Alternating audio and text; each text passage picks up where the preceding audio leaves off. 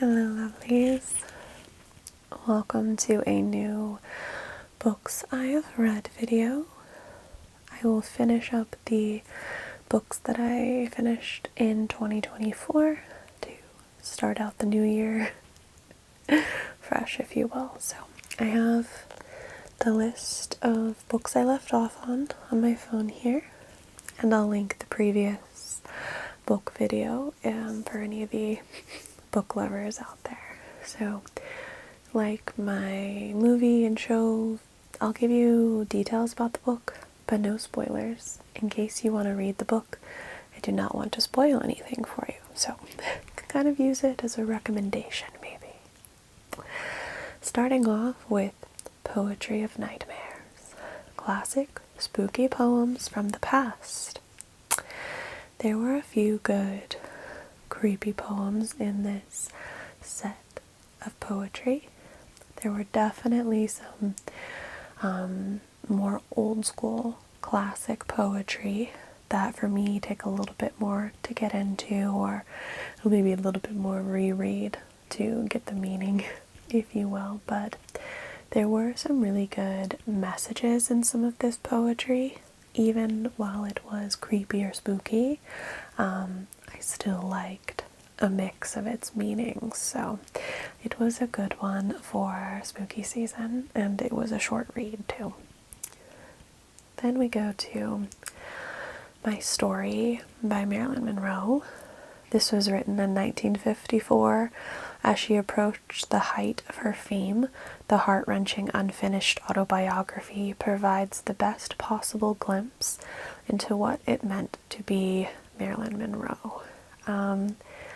This autobiography was sad and funny and heartfelt. I truly wish she would have had the opportunity to finish it, but I'm grateful for what we have because I really enjoyed reading this book. I've always been a Marilyn Monroe fan, and so I really enjoyed seeing a piece of her mind and bits of her life that maybe a lot of people don't know. You know, obviously there was more Norma Jean bits of her early life, not just the famous Marilyn Monroe. It is, of course, a great demonstration of how messed up Hollywood was, even back then. So, The House on the Water by Margot Hunt. Every year, Caroline Reed takes a trip with her best friend Esme Lamont. They're usually accompanied by their spouses, but this year everything has changed, and it is a mystery thriller. So this was a great mystery. I will say, however, it features a plot that I hate to read about, or shows, anything like that. It's just a plot point or a life event that I hate reading about or seeing, but it was necessary for the story, blah blah blah. I did call something like one of the twists pretty early on in this, but I still enjoyed the mystery thriller aspect of this book, even though it had like story plots that I'm not a huge fan of. I still enjoyed the read, so I think that says something. So a good thriller. 101 True Scary Stories to Read in Bed Tonight by Lane Loomis. This book contains 101 bite-sized horror stories that are intended to scare and unsettle you. So yeah, these are truly just itty-bitty little creepy stories. Like some of them are just like sentences, or like a sentence. Kind of like maybe creepypasta vibes. But it was great for spooky season.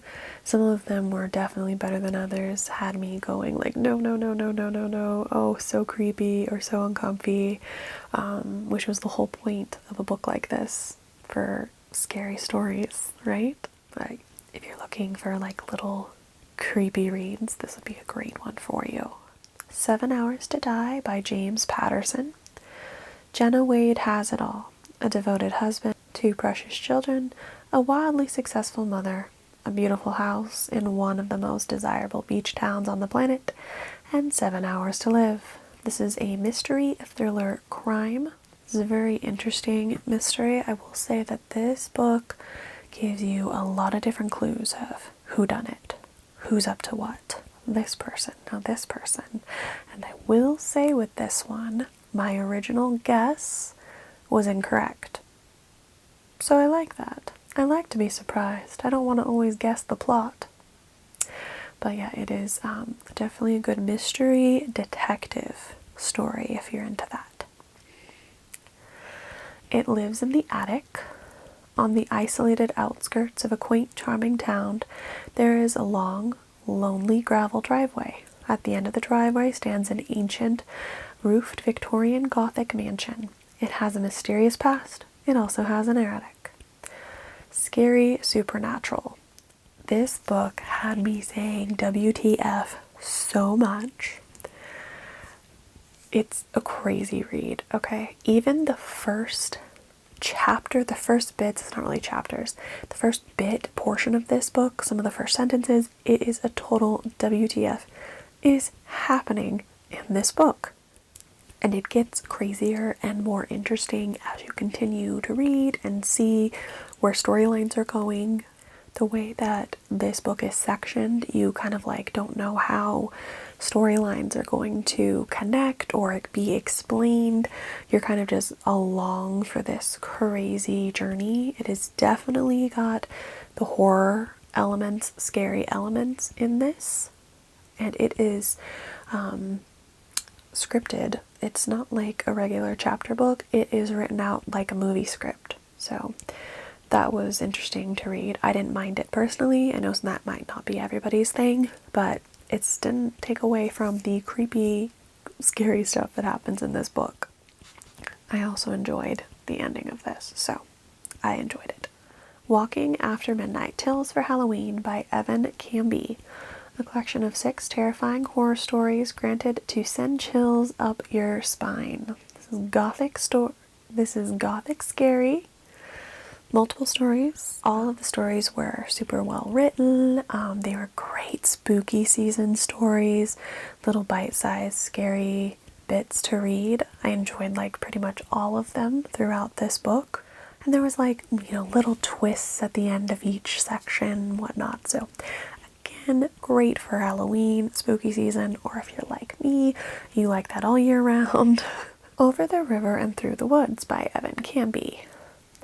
In the winter of 1941, and a devastating blizzard has struck her small town with the roads blocked. The only way to reach her grandmother is to take the trail through Old Settlers Woods, a place of unspeakable darkness and decay. Faced with losing the only family she has left, Ellie must contend with the evil once more, but will she survive with her sanity and her soul intact? This is kind of like a ghost scary story. This was a really well-written ghost story, in my opinion. I liked the creepy forest vibes combined with the winter ghost aspect of it. It's a shorter story, but still gives you chills, and it was an enjoyable read for me. Home for Halloween by Annabelle Winters. He shows up in a black cape and iron-studded boots that look like 100 years old. He's got a daughter but doesn't know her mother. He doesn't know me either. So then why is he looking at me like that? Looking at me like I'm his. This is a paranormal romance adventure. I got mixed feelings on this read. Definitely mixed feelings on this one. I do like the Halloween vibe and the potential backstory that we had going here, but it was lacking, unfortunately. There was that potential, but it just didn't happen for me. Things ended up happening very suddenly, very rushed, and it was just kind of like, okay, all of this is happening so quickly, and I don't think there was a big enough reaction from some of the characters in this for said events that were taking place. There was also random spice in this book, which is fine, but it felt very out of place again for what was happening during the story. So, it was an okay monsters, Halloween, witch story. Definitely not my favorite. Wouldn't pick it up again. Goat Sucker by Steve Hedgens. There have been reports of strange creatures lurking in the woods. Many believe the beast to be a legendary mythical monster known as El Chupacabra, Spanish for the goat sucker. Capitalizing on the sightings, a touristy hiking company introduces a new hike called the Goat Sucker Tour. The pleasant hike turns into a fight for their lives when the hikers discover terrifying evidence leading them to believe the goat sucker is more than just a legend. It's a scary outdoor film. Like the previous Steve Hudgens book story, this is structured like a script, so you might not like that. I didn't mind it. I like movies, so I didn't mind reading it as a script. This book, what a mind trip. What definitely has the spooky, scary vibes and takes your brain for a loop. There was definitely lots of twists and turns with this. Things that I didn't see coming, which again, I appreciate that type of thing. Shocking moments, absolutely. This was one of those that I did not see the ending coming. So, How It Ends by Rachel Housel Hall. Marty Greenwood has just moved into a brand new home after a bitter divorce from her husband, Ermy. And while she's still not quite done with him, of course, some of her most cherished possessions are nowhere to be found once she unpacks her things. A fresh start in a beautiful LA neighborhood is exactly what she needs. But days after her arrival, Marty is attacked in her home. She's found shaken and beaten, and her neighbors immediately call the police. She never saw the face of her attacker, so there's little to go on as detectives open an investigation. But Marty will do whatever it takes to find her assailant. This is a mystery, suspenseful thriller. This was definitely one of those stories that's a little frustrating because some of the events in it, like, lots of women deal with, and it's a very frustrating thing in this society. This definitely has suspense and an uncomfortable vibe, which matches well with the main character's experience. So you really do feel for the character in this book. I will say that this book left me hating people more than usual, just because of the events of the book. But it was well written, and it has a very interesting conclusion.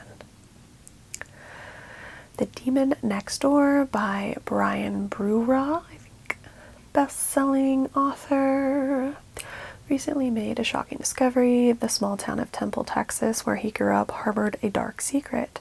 One of his high school classmates, Danny Corwin, was a vicious serial killer who attacked, and other things, 6 women, killing 3. Yet the town denied all early signs of the radical evil growing within Corwin. This is a true crime bio.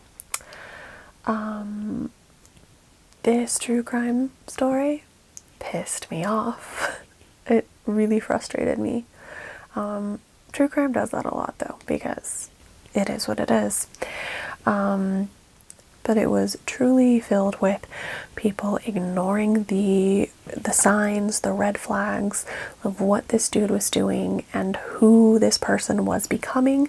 And so many things could have been changed if they just opened their eyes and stopped making excuses. I will say some of the information in this was a little mushed together, but overall it was an interesting case to read about. I had not heard about this serial killer before. So, Witch by Finbar Hawkins. In 17th century England, civil war rages and witches have become pawns in a plot to oust the king. Red-haired Evie does not want to be a witch, but she cannot deny the magic coursing through her veins.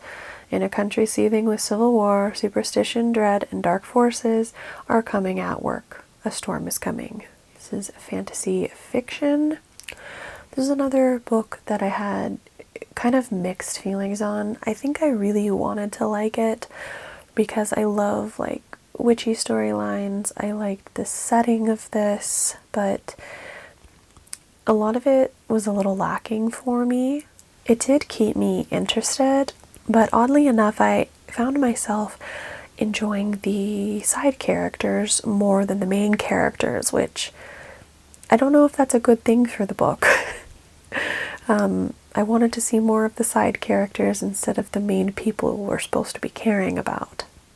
We'll say I was waiting for a friendship in this to turn into a romance, but it let me down. Too far-fetched, I'm afraid. But I was waiting the whole book for it to happen. Some of the writing in this book was a little confusing to me as well as to what was happening, and the magic it wasn't described very well, in my opinion, as to how it worked or like what was happening. We kind of went to like no magic, there's nothing happening, there's no signs of like witchy stuff, to boom, this is happening, with like no explanation as to why this is happening as it does. I did like some of the twists, but it was like mixed feelings for me. I think there is a sequel to this. I don't know if I will read it. I think it's like something that takes place like decades later, so I don't know how it's connected, but mixed feelings on this one. Pumpkin Spice and Haunted Twice by Jeffrey Shields. It's almost Halloween, and former chef turned private investigator and his partner in crime go to Ghost Inn to experience a haunted attraction. But when a briefcase mysteriously disappears, they are enlisted to find it in the eerie hotel. Suspenseful Halloween story. If you want a short story for Halloween, this would probably be a good pick for you. It's pretty simple. I didn't really care much for the characters or the story. Like I said, it's just a very simple fall read. If you're looking for a quick spooky season read, this would probably do it for you. Just not going to be one of my favorites. The Little Mermaid by Hans Christian Andersen, Dina Gregory. This was a readapted storytelling of the classic in audiobook form that was like special. I mean, it felt like you were like listening to like a little movie basically. So of course, deep beneath the ocean there is a shimmering palace built of coral walls and windows of clearest amber. It is the kingdom of the mer people, and one of these mermaids you might know well. She is the youngest and gifted with the most beautiful voice. So like I said, it's a classic adaptation. It is a cute little version of this story, real quick to listen to. The audiobook of this is put together nicely, and there's like music, and it's like, it sounds all pretty and shimmery and whatnot, so it's a nice little listen. Walking After Midnight, Tales for Halloween Part 2 by Evan Canby. A town with a horrible secret. A doctor who prescribes medicine with side effects more terrifying than the illness they aim to cure. An ancient creature stalking a young girl driving through the mountains late at night. All of these stories and more await you in Part 2. Curl up by the fire and prepare for the journey through 10 more tales in terror and suspense. Spooky short stories. I enjoyed these stories just as I did in Part 1 from this author. Great for spooky season or all year round if you're like me. All of the different stories were great little scary tales, and I enjoyed reading it. The Craving by Steve Hudgens. You wake up in the middle of nowhere. You have no memory. You don't know why you are overwhelmed with a ravenous craving to kill. So, horror book. This one wasn't as good as some of the other ones that I read from, Steve Hudgens recently. It wasn't horrible, but some of it was a little confusing and not as good as the other ones I read. The ending was just okay. Not my favorite. Again, not bad, not horrible, just not my favorite. Stories to Curl Your Toes by Van Hanley. A quick read for those looking for dark fiction that you can devour in one sitting. These are creepy, crawly, and grotesque stories meant to make your stomach churn and your toes curl. Short, scary stories. Now, I didn't really care for these section of stories. Kind of weird, kind of gross for my taste, which I get it. That's like part of it for some versions of creepy, scary horror. Maybe not for me with some of these stories. If you like more gross horror, this might be for you compared to some of the other books that I read with multi-stories. Just personally wasn't for me. From Here to the Great Unknown by Lisa Marie Presley and Riley Keough.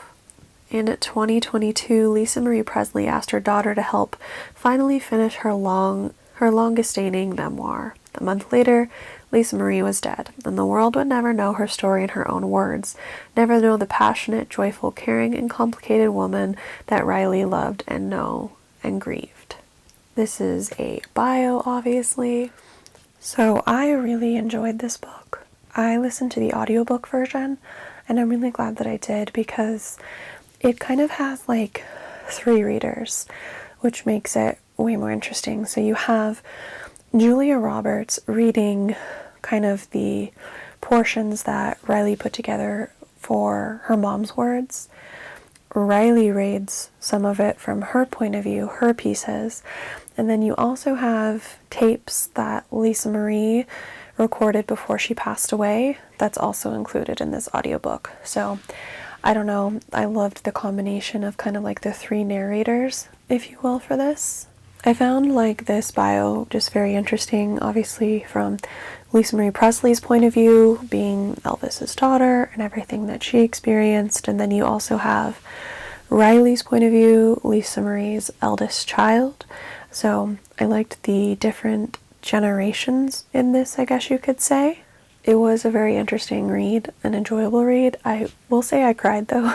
Towards the end of this book, I did cry.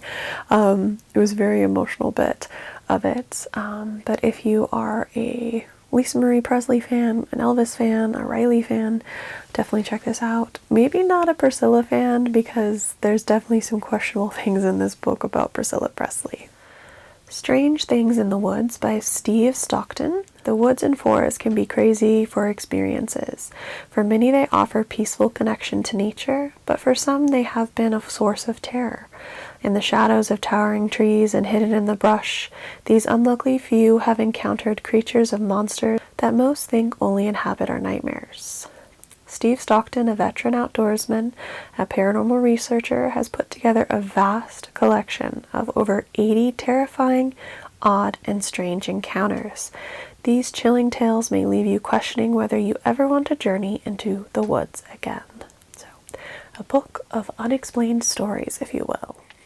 This was a really interesting book because the author has compiled so many different experiences from different people and types of experiences in the woods. Some of these people were older or have now passed away, so he kind of tells their story that they told him.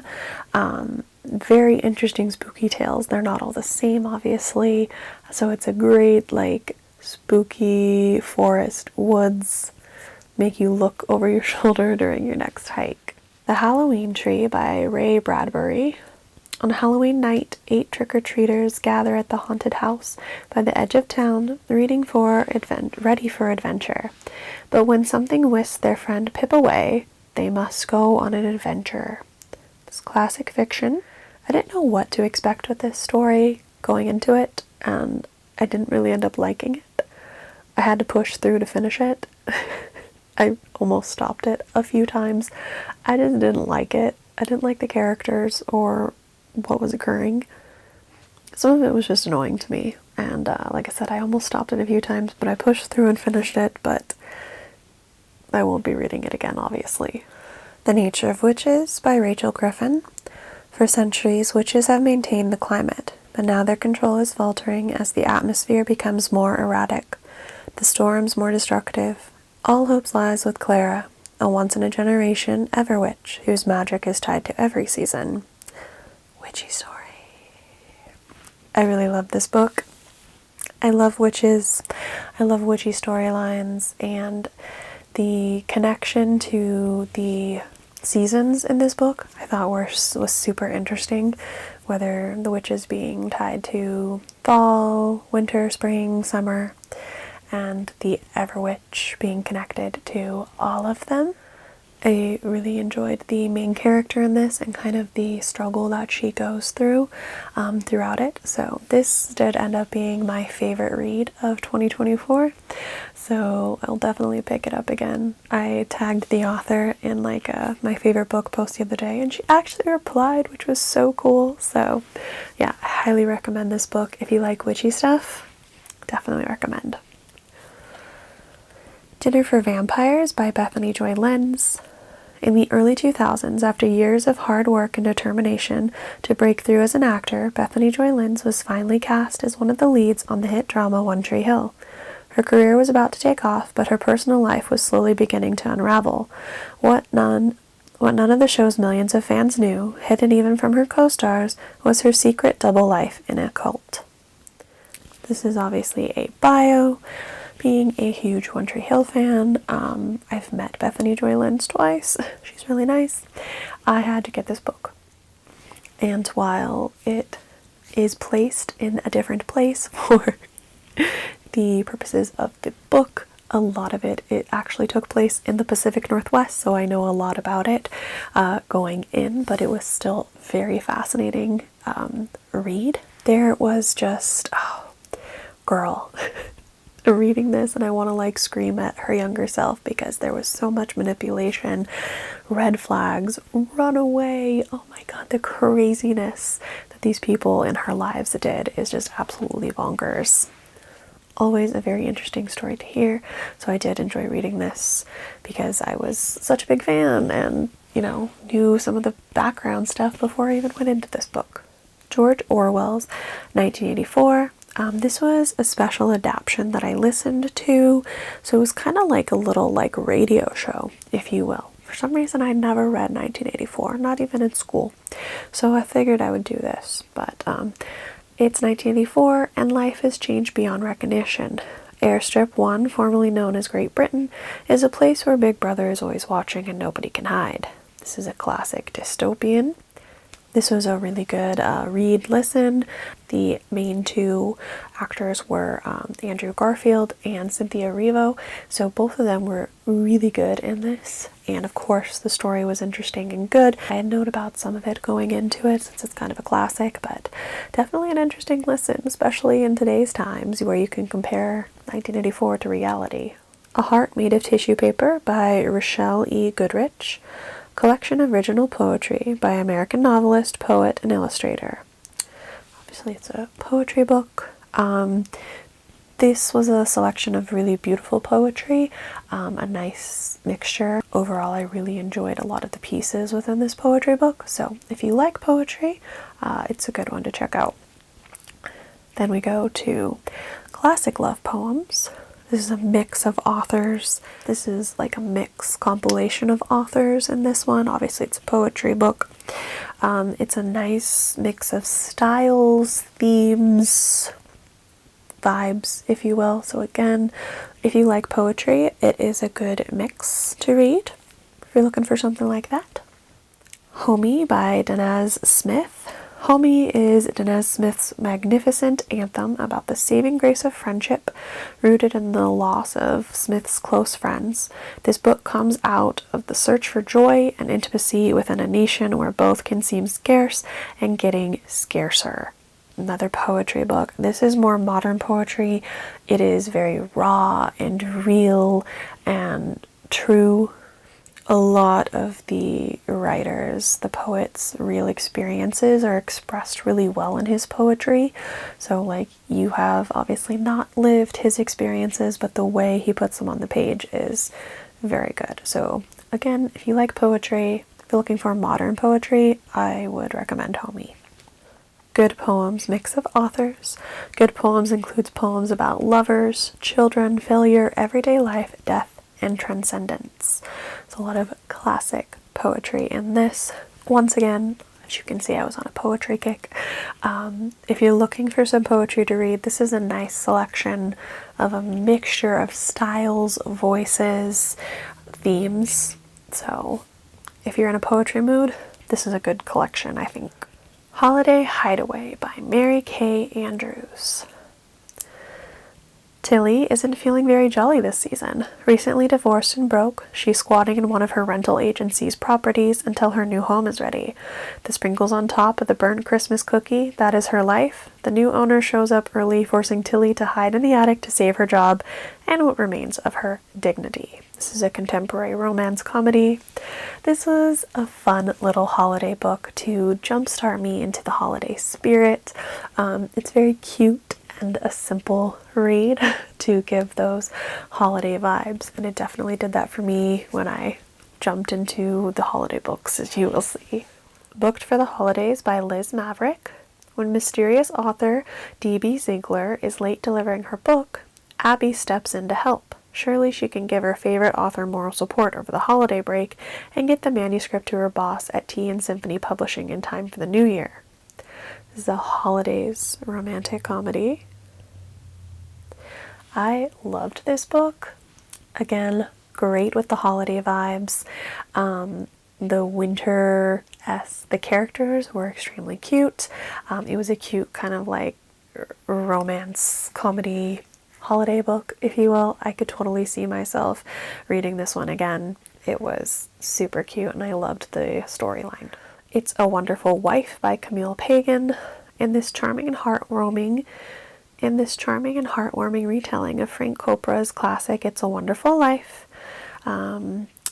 We are introduced to Bailey, a dutiful yet sharp-witted 30-something who finds herself on the verge of nervous breakdown as Christmas Eve approaches. This is a holiday fiction, of course, a modern retelling of It's a Wonderful Life with some character switches. This is a shorter story, so I found that some of it was very rushed.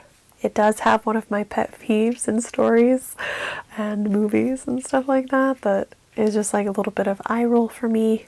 It was rushed, but if you're looking for a quick holiday story, it might be good for you. And if you like If It's a Wonderful Life, this is definitely like kind of a modern take, a quick little modern take of it. So then we go to a 3-book series, which I loved so much. So The Naughty, the Nice, and the Nanny by Willa Nash, 3 Bells, 2 Bows, and 1 Brother's Best Friend, and The Partridge in a Pregnancy. These are all contemporary romance comedies. I loved this series. I will definitely reread these during the holiday season. It is contemporary romance comedy about these 3 brothers. Each book is kind of dedicated to each brother, but it's a family. So you see the brothers in all 3 books and their little like romance partners throughout it. I liked seeing how the different stories intertwined with each book in the series. It was just a great holiday read, super cute, and like I said, I will be reading them again. Then we go to Eternal Flame by Stephen Kingery. This is a poetry book. Now, I will not say that this was a bad poetry book. I don't think the poetry was bad. I actually liked a lot of the pieces. However, it is dedicated to Jessica, and when I tell you every single poem in this book was for Jessica, had her name in it, or dedicated to her, like, it's an entire love book for Jessica, which is fine and dandy if you love Jessica. I sincerely hope she feels the same way, because if she doesn't, it makes for a very creepy book. I fingers crossed hope that Jessica feels the same way, because it wasn't just a love book. Every single poem was for her. So again, the poetry was not bad, but in the back of my mind, I read too much true crime and thrillers, and I really hope Jessica was on board. Then we go The Upside Down Christmas by Kate Foster.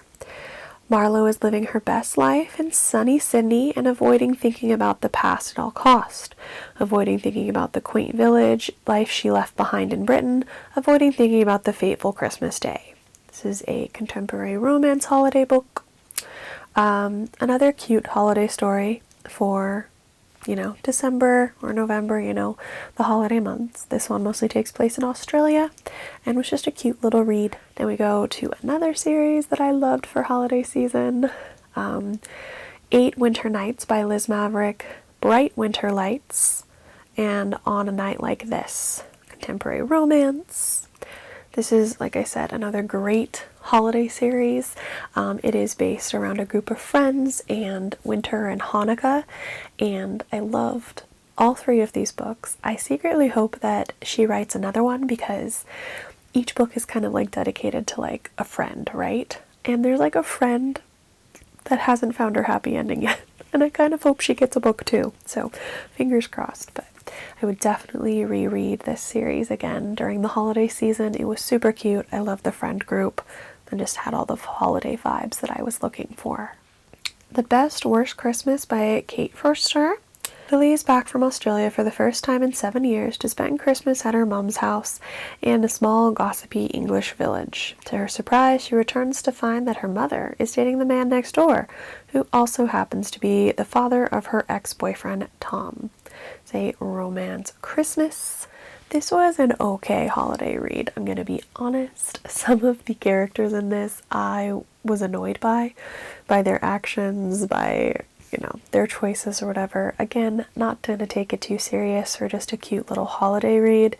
Not as good as some of the other holiday books that I read though. Then I listened to a special of Christmas Carol by Tim Curry, so of course that's going to be epic. It's just a classical reading of his version of Christmas Carol. I listened to that on Christmas Eve, so of course that was good. I had read the Christmas Carol before, but not this reading by Tim Curry. The Christmas Party by Catherine Croft. When Sasha receives a call from her old university friend Gabby, inviting her to spend Christmas at Gabby's remote Scottish lake house, Sasha knows she shouldn't go. 12 years ago on Christmas Eve, when Sasha and her 5 closest friends were celebrating the festive season, something truly horrific happened that would change the course of their friendship forever. Something that meant Sasha hasn't spoken to any of them since that night. This is a crime thriller. There's so much happening in this book.